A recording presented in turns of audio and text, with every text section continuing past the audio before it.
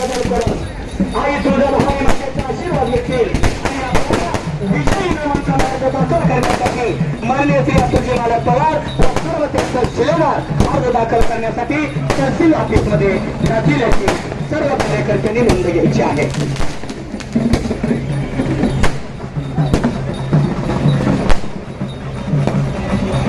जवळा जिल्हा परिषद गटातून सोलापूर जिल्हा परिषदेसाठी